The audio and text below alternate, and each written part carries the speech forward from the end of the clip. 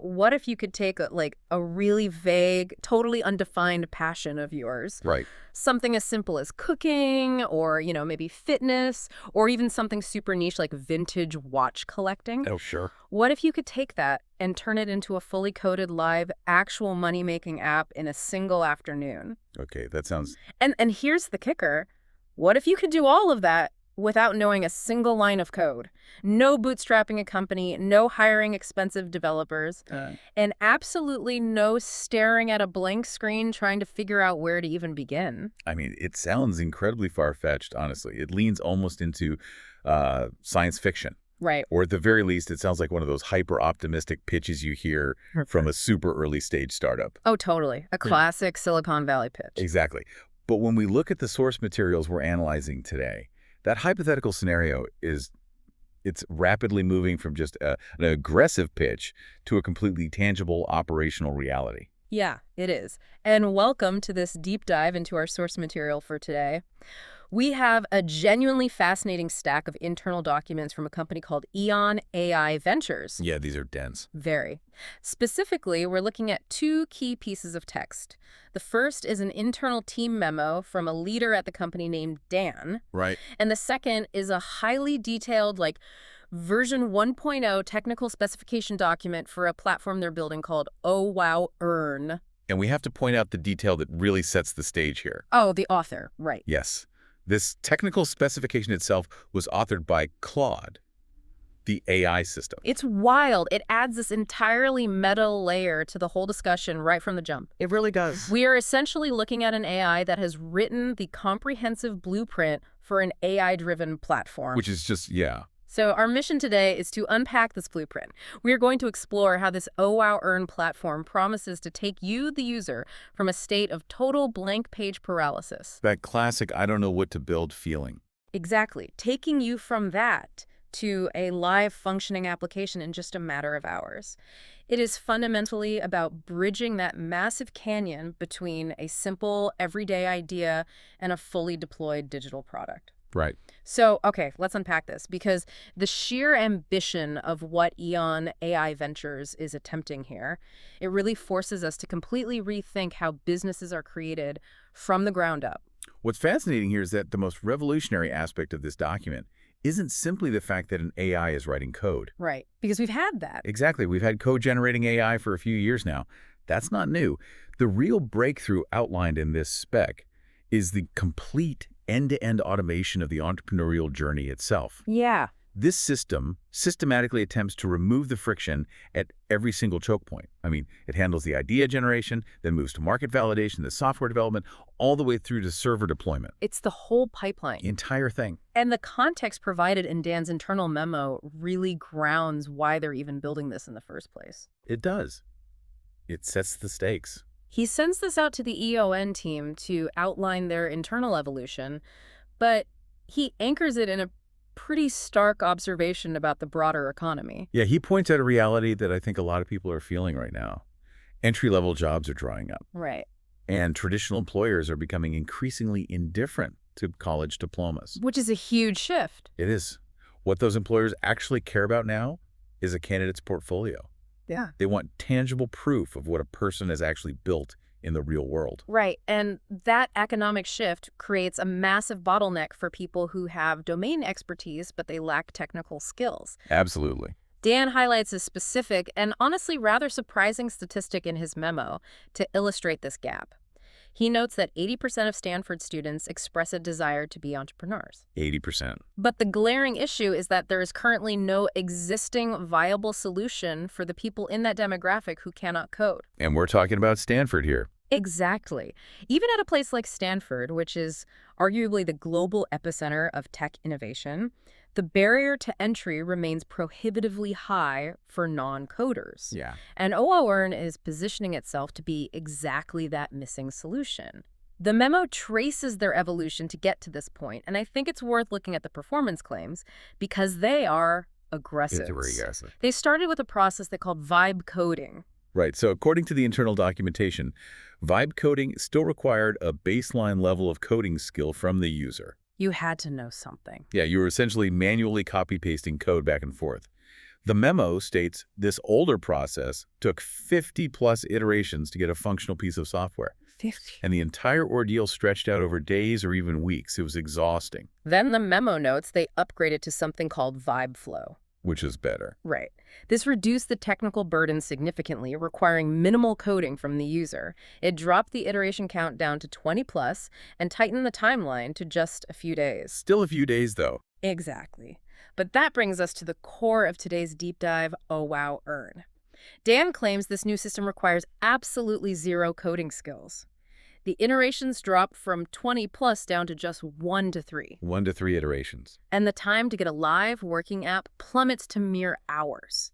He refers to this as a 50x speed boost. Look, we should pause and inject a bit of realism into a claim like a 50x speed boost. Dropping from 50 iterations down to 1 to 3 iterations, it borders on the unbelievable. He really does. In the history of software development, a complex application working perfectly on the first or second try is incredibly rare, even for senior human engineers. That is a very fair point of friction. Claiming a non-coder will have a fully functioning app in 2 tries is a massive promise to live up to. Massive. But Dan's commitment to making this a reality is clearly documented. I mean, he explicitly states his intention to work straight through the weekend to deliver phase 1 of this architecture by Monday morning. He's highly motivated. He is. His stated goal for the team is to make Eonan the most efficient company on Earth at building knowledge transfer apps. Well, to understand if they can actually back up that claim, we have to examine the precise mechanics of the platform.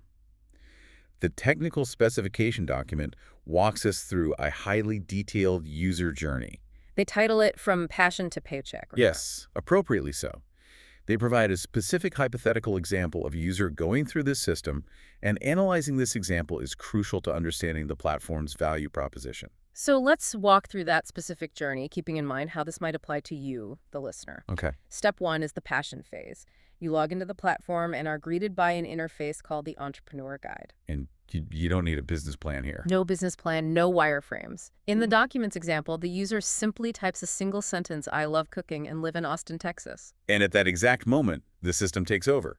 Steps 2 and 3 involve discovery and validation. The AI takes that very localized, simple passion and begins scanning for a problem worth solving within that specific geography and interest area. So it's not just going to tell you to make another recipe blog.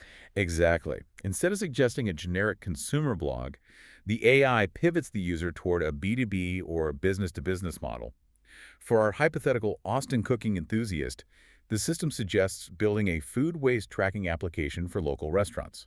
Which is a fascinating pivot. It takes a consumer-level hobby and translates it into a highly specific, viable commercial enterprise. And it doesn't stop there. No, the system doesn't just hand over the idea and wish you luck. It instantly validates the concept. The spec shows the AI pulling data to confirm a total addressable market of $2.3 billion for the specific niche. $2.3 billion. It assesses the current market competition as medium, and, most importantly, confirms that building this software is technically feasible within their automated framework. This brings us to a critical juncture in the journey, the transition from business strategy to actual execution. The handoff. Yes. Steps 4 and 5 represent the handoff. The Entrepreneur Guide autonomously generates a comprehensive technical specification. This isn't just a vague summary. It's highly detailed. It maps out the core features, the required data models, the user interface architecture, and the specific success criteria the app must meet. The human user simply reviews this comprehensive business and technical plan and clicks a single button that reads, Build my app. When you click that button, the technical spec is automatically transferred into the Vibe Flow system.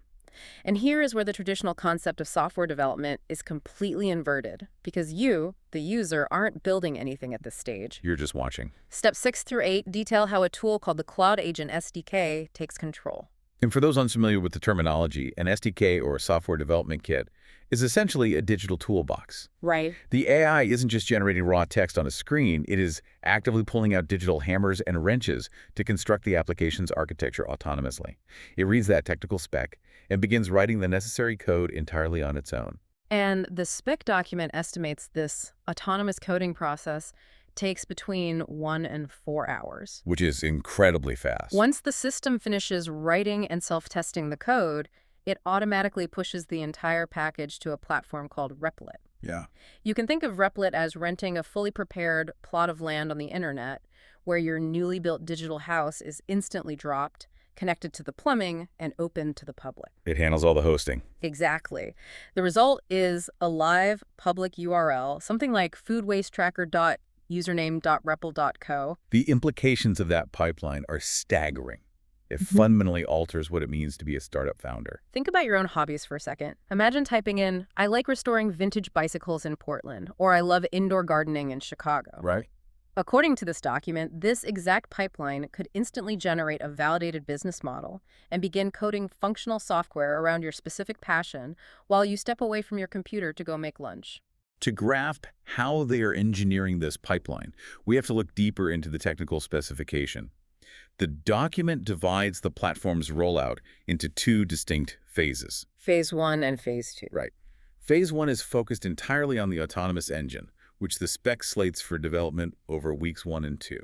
Dan notes in the memo that Phase 1 is designed to deliver immediate value to the EON team internally, long before the public ever sees it. Right, they use it themselves first. Exactly. By feeding technical specs directly into this autonomous engine, their own internal team can build applications 10 times faster. The architecture they outlined for Phase 1 integrates the Vibeflow system, the Claude Agent SDK toolbox, and the Replit hosting environment. However, the most critical component they detail for ensuring non-technical users don't abandon the platform is something they call the feedback translator. This is perhaps the most empathetic user experience detail in the entire document. It really is. If you have ever tried to code or even used an AI to help you code, you know the dread of a broken build. Oh, absolutely. The machine typically spits out a wall of terrifying red text stack traces, obscure line numbers, and dense technical jargon that make someone with no programming background want to shut their laptop and walk away. It acts as a massive psychological barrier. Yeah. The user immediately feels like they have broken the machine and lack the expertise to fix it. To solve this, OURN places the feedback translator directly between the raw code and the user. The spec notes they specifically use a faster, lighter-weight AI model called Claude Haiku to act as an intermediary. Claude Haiku.